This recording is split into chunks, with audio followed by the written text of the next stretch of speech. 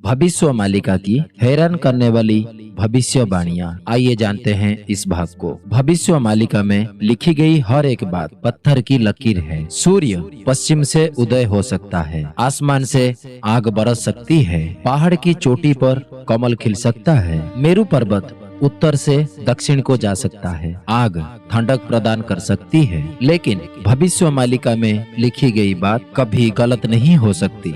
इस ग्रंथ में जितने भी भविष्यवाणियां लिखी गई है वो आज के समय में 100% सच हुई है, परंतु आगे के लिए जो कुछ लिखा है उसे जानकर आपकी आंखें फटी की फटी रह जाएगी। इस ग्रंथ की बहुत सी भविष्यवाणियां सच साबित हो चुकी है, जैसे प्रथम विश्व युद्ध, द्वितीय विश्व युद्ध, अज्ञात महामारी, भारत देश आजादी के समय टूट जाएगा, भारत अंग्रेजों का गुलाम बनेगा, मुगलों का अत्याचार होगा, पाकिस्तान, बांग्लादेश, श्रीलंका, बर्मा देश का निर्माण आदि ये सभी घटनाएं घटित हो चुकी है। भविष्य मालिका की आगे की भविष्यवाणियां मुख्य रूप से भूखमारी, तीसरे विश्व युद्ध, सुनामी, तूफान, महामारी, भूकंप, अकाल मृत्यु, ज्वालामुखी आदि से संबंधित है। 2025 के बाद ये सब अपना विकराल रूप धारण कर लेंगे, तभी बहुत सी वैज्ञानिक यंत्र जैसे कंप्यूटर, सैटेलाइट आदि काम करना बंद कर देंगे। तो दोस्तों, जो हमारी आज का पहला दर्शक है उन्हें मैं बता दूं कि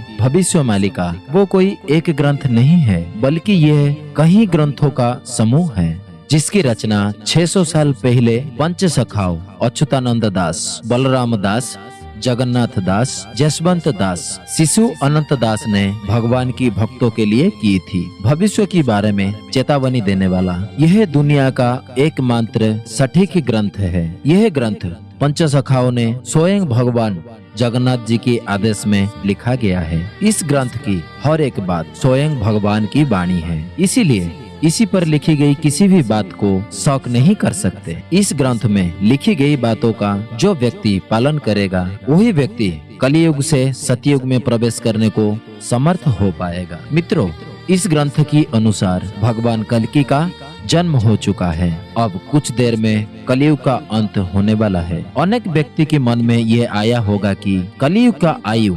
4,32,000 वर्ष है। अब कलियुग खत्म होने से काफी समय बाकी है, तो उन लोगों को मैं बता दूं कि कलियुग की जो आयु है वो 4,32,000 वर्ष ही है, लेकिन बहुत सारे पाप कर्म जैसे जीव हत्या, भ्रूण हत्या, स्त्री हत्या, गो हत्या, माता पिता की सेवा ना करना, विधवा स्त्री के साथ गलत काम करना, दूसरे की धन को हरण करना, मांस मदिरा भक्षण, अतिथि सत्कार ना करना, भाई भाई में बैर, झूठ बोलने में, माता गंगा में नग्न स्नान करना, भगवान विष्णु की पूजा ना करने से, तुलसी माता की पूजा ना करने आदि इसी तरह अन्य पापों के कारण कलियुग की जो भोगने योग्य आयु है वो केवल 5,000 वर्ष ही है, ना कि 4,32,000 वर्ष। योग चक्र के अनुसार पहला सत्य युग, दूसरा त्रेता युग, तीसरा द्वापर युग, पर अंत में कलियुग का आगमन होता है। वर्तमान समय में कलियुग की संपूर्ण आयु समाप्त हो चुका है और अब युग संध्या का काल चल रहा है। किसी भी युग की अंत और एक नए युग की प्रारंभ के समय को युग संध्या या संगम युग कहा जाता है। मनुस्मृति के आधार पर कलियुग की आयु 4,32,000 वर्ष माना जाती है, परंतु यह उल्लेख भी मिलता है कि यह मनुष्य की घोर पाप करने के कारण इस आयु की 4,27,200 साल कम हो जाएंगे और कलियुग की भोग आयु केवल 4,800 साल की ही होगी। महापुरुष अच्युतानंद जी ने मालिका की एक ग्रंथ शिवकल्प नवखंड निर्खंड में लिखा है कि मनुष्य मोह माया में भ्रमित होकर युग परिवर्तन या उसकी आदि अंत में आने वाली आपदा की संबंधी बात जान नहीं पाएगा। ज्ञानी जन भी पथ भ्रष्ट होंगे और आध्यात्मिक संवाद में बढ़ चढ़कर यह बोलेंगे कि अब कलियुग की बाल अवस्था ही चल रही है। भक्तों को सोई हुई चेतना को जगाने के लिए महापुरुष ने कलियुग से संगम युग तक और संगम युग से सतयुग तक घटित होने वाली सभी सच्चाई बात को भविष्य मालिका के रूप में लिख दिया है। इसको पढ़ने से कलियुग में भक्तों की चेतना जागृत होगी और वो भगवान को खोज कर उनकी शरण में जाएंगे। महापुरुष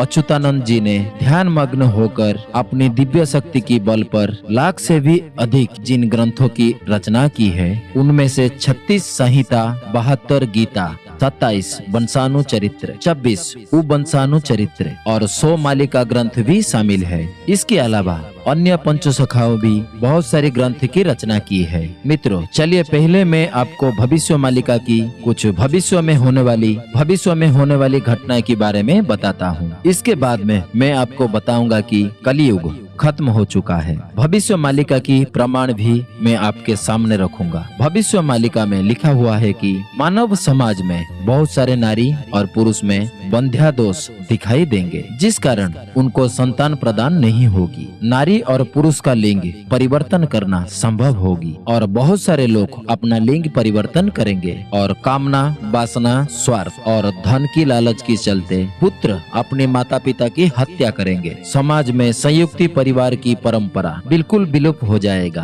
न केवल भाई भाई अलग घर में रहेंगे, बल्कि पति पत्नी भी अलग घर में रहेंगे। वृद्ध माता पिता को पुत्र अपने घर से धकेलकर बाहर निकाल देंगे और वृद्ध माता पिता अकेले या वृद्ध आश्रम में रहेंगे। मनुष्य हर समय व्याधि से पीड़ित होकर केवल दवाई की सहारे जीवन बिताएंगे। समाज में मांसाहारी, शराबियों, तंबाकू सेवन करने वालों और इसी तरह नशा करने वालों का संख्या बहुत बढ़ जाएगी। संसार में गर्भपात और भ्रूण हत्या की पाप बड़ी संख्या में बढ़ जाएंगे। संसार में दूसरी पत्नी की संख्या भी बहुत अधिक बढ़ जाएगी। पति पत्नी का बीच पवित्रता नहीं रहेगी। यह मानव समाज देवताओं की पूजा नहीं करेगी। पुत्र अपने वृद्ध माता पिता को पिंडदान नहीं करेंगे। माता पिता की अंतिम क्रिया में पुत्र योगदान नहीं करेंगे। विधवा महिला ही अंतिम संस्कार करेगी और पिंडदान करेगी। पुरुष और पुरुष के बीच शादी होगी। एक स्त्री और एक स्त्री के बीच शादी होगी। भाई बहन के बीच शादी होगी। कहीं कहीं पर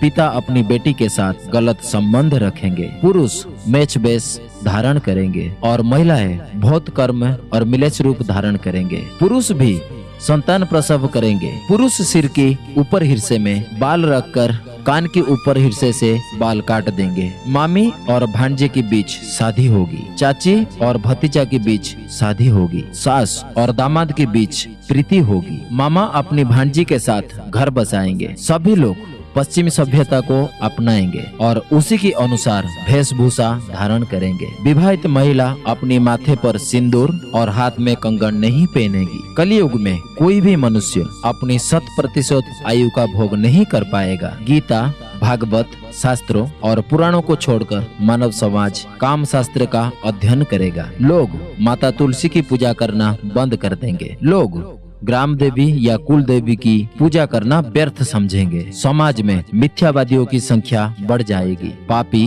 भ्रष्टाचारी और अज्ञानी लोगों को समाज में बड़ा सम्मान मिलेगा। विवाह में कोई ऊंच नीच, जाति अजाति, धर्म और वर्ण का कोई विचार नहीं होगा। कम उम्र की पुरुष बड़ी उम्र की नारी से शादी करेंगे। ज्ञानी सृजन गायत्री मंत्रों को छोड़कर जादू टोना आदि विद्या का पाठ करेंगे। यहाँ रक्षक ही भक्षक बनेगा। संसार में वेद नाम का विलुप्त हो जाएगा और कुछ औरत अपने बाल को खुले छोड़कर घूमेंगे। युवा नारी नग्न होना और अंग प्रदर्शन करना पसंद करेगी। नारी अपना शरीर बेचकर पेट पालेगी। कलियुग की अंत समय में राजा शासन नहीं कर पाएगी। मनुष्य एकादशी का व्रत रखेंगे लेकिन मांसाहारी भोजन करेंगे। कुछ लोग जगन्नाथ जी की महाप्रसाद के साथ अन्याय और अविचार करेंगे। लोग असमय में आहार, विहार और निद्रा करेंगे। मनुष्य द्वारा असमय में रति करने की वजह से कोक करने से संतान की ही मृत्यु होगी। बालक बालिकाएं गुप्त में गर्भभ्रष्ट करेंगे। पुरुष पराई स्त्री का हरण करेंगे, रमण भी करेंगे। संसार की सभी परिवारों में अशांति का वातावरण दिखेगा। मध्य रात्रि में कोयल गीत गाएगी। असमय में आम की पेड़ में फूल फल आने लगेंगे। असमय में नीम की पेड़ में फूल फल आने लगेंगे। अलग अलग वृक्ष में व्यतिक्रम दिखाई देगी, अर्थात जो होना चाहिए उससे अलग फल और फूल आएंगे। बांस की पेड़ में धान उगेंगे। खेत में ही अनाज को कीड़े लग जाएंगे। कहीं कहीं पर खेती में ज्यादा और कम उपयोग होने से फसलों की कमी आएगी। अनेक स्थानों पर दुर्भिक्ष और अकाल मारी पड़ेगा। वज्रपात से बहुत सी मनुष्य और जीव जंतु मरेंगे। गौ माता की अकाल मृत्यु होगी। मनुष्य और जीव जंतुओं में अनजानी बीमारियां फैलने लगेंगी। पृथ्वी पर 64 प्रकार का महामारी फैलेगी। ऋतुओं का असमय परिवर्तन होगा और केवल 13 दिनों में 6 ऋतुओं का अनुभव होगा। नदियों में असमय बाढ़ आएगी। सूर्य की किरण 10 गुना तेज होगी। असमय तक कोहरा छाया रहेगा। बार बार तूफान आएंगे और तूफान की बल पर समुद्र बार बार तट की सीमा का उल्लंघन करेगा। मरुभूमि में बाढ़ आएगी। भारी बारिश से पहाड़ की चोटी पर भी कभी कभी बाढ़ आ जाएगी और इससे मनुष्य की और जीव जंतुओं की मृत्यु हो जाएगी। जलचर और समुद्री प्राणी बड़ी संख्या में मरेंगे। बहुत सारे वन्य जीव शहर में आकर मनुष्य को बहुत सारी नुकसान पहुंचाएंगे। सूर्य की गर्मी से उत्तर और दक्षिण मेरु की बर्फ पिघलने लगेगी। बड़े जंगलों में लगे आग से करोड़ों वन्य प्राणी प्राण त्याग देंगे। पृथ्वी की कोने कोने में हर महीने हर दिन भूकंप महसूस होगा। दिन में श्रृगाल चिल्लाएंगे। मुर्गी का मुकुट का रंग लाल से सफेद हो जाएगा। बैसाख महीने में भी कोमल खिलेंगे। चारों दिशाओं में धुआं सा धुआं दिखेगा। हर वक्त कहीं कहीं बादल फटकर थोड़ी थोड़ी बारिश होगी। हर महीने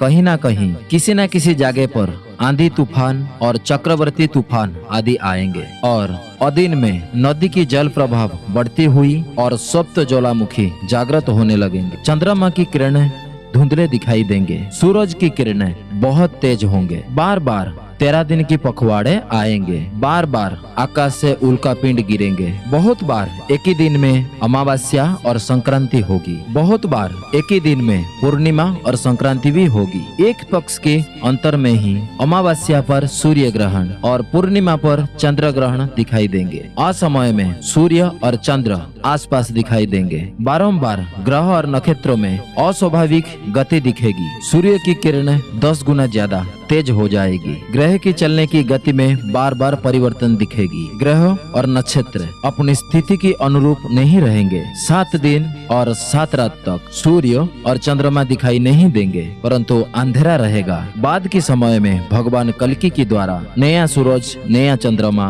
और नई नक्षत्रों का स्थापना होगी। बहुत सारे मंदिर के ऊपर वज्रपात होंगे। कहीं कहीं पर वज्रपात होने से मंदिर का ध्वज जल जाएंगे। विभिन्न मंदिर में चोरी और लूट खसोट ये से भी होगी। मंदिरों में मूर्तियां भी चोरी हो जाएगी। मंदिर के अंदर में भी लोग दुष्कर्म करेंगे। कहीं पुजारी मांसाहार और मदिरा पान करके मंदिरों में पूजा पाठ करेंगे। कहीं दर्शन करने वाले लोगों भी मांसाहार और मदिरा पान करके मंदिर में प्रवेश करेंगे। विभिन्न मंदिर और आध्यात्मिक स्थानों पर आध्यात्मिक वातावरण नहीं रहेगा। देवी देवताओं की रहते हुए भी मंदिरों की सुरक्षा और देखरेख नहीं होगी और कुछ स्थानों पर देवी देवताओं की पूजा नहीं की जाएगी। इन सब पाप कर्मों की वजह से देवी देवता गांव मंदिर छोड़ के चले जाएंगे। अपनी पेट पालने के लिए बहुत लोग गुरु परंपरा की शुरुआत करेंगे। गुरुओं को शास्त्र पुराण की ज्ञान नहीं होगा। तंत्र साधना करके कुछ लोग अपने आप को गुरु कहलाएंगे। भूत प्रेत पिशाच के निराकरण करने वाले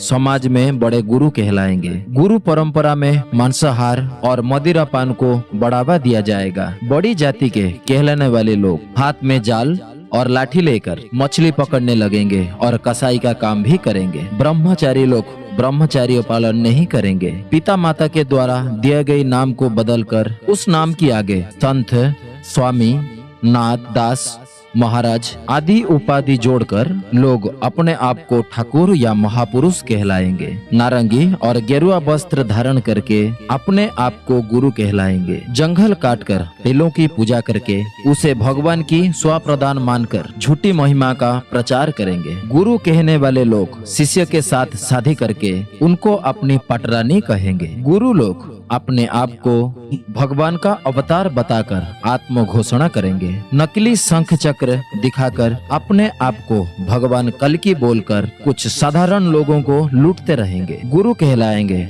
और शिष्य की पत्नी को कुछ लालच देकर शिष्य की पत्नी के घर गमन करेंगे। अपने को गोपाल कहकर और शिष्या को गोपी कहकर काम वासना की प्रीति करेंगे। गुरु अपने को भगवान नारायण बताकर शिष्य शिष्या को मुक्ति देने का लालच देकर चरण सेवा करवाएंगे। अपनी सर पर जटा बांधकर अपने को संत कहलाएंगे और लोगों को लूटते रहेंगे। अनपढ़ गवार और आलसी लोग अपने को भगवान का दास कहलाएंगे और कंधे में जनेऊ धारण कर लोगों को ठगने लगेंगे। गुरु लोग चुन चुन के धनी शिष्य इकट्ठा करेंगे। गुरु कहने वाले लोग शिष्य शिष्या की संपत्ति से ऐशो आराम करेंगे। शिष्य शिष्या से धन दौलत सोना चांदी आदि कुछ दक्षिणा लेकर वैकुंठ में स्थान देने का झूठा नाटक करेंगे। सुंदर नारियों को विभिन्न प्रलोभन देकर अपनी शिष्या बनाकर अपनी काम वासना की पूर्ति करेंगे। इसी प्रकार युग के अंत में यह संसार में बहुत सारी परिवर्तन होंगे, परंतु उलट पलट चीजें होने लगेंगी। भविष्य मालिका में महापुरुष पंच सखाओं ने कहा है कि कलियुग संपूर्ण खत्म होने पर भी यह सभी लक्षण दिखाई देंगे। आज के समय में सभी लक्षण हमें दिखाई भी देने लगे हैं। इनमें से कुछ लक्षणों की प्रमाण बाकी है। अतः हम ये कह सकते हैं कि कलियुग संपूर्ण रूप से खत्म हो चुका है और यह अभी संगम युग या कहे तो युग संध्या का समय चल रहा है। मित्रों, यह कलियुग की वार्ता आपको कैसे लगी कमेंट करके जरूर बताइएगा और कहीं हमने गलत कही है तो क्षमा करना और ये बात किसी के दिल में ठेस पहुंचाई तो फिर से एक बार दिल से क्षमा कर देना। जो मैं ये बात कही है यह केवल कलियुग पुराण में विस्तार से वर्णन हुई है। मित्रों, फिर मिलते हैं अगले एक नई वीडियो के माध्यम से। तब तक नमस्ते।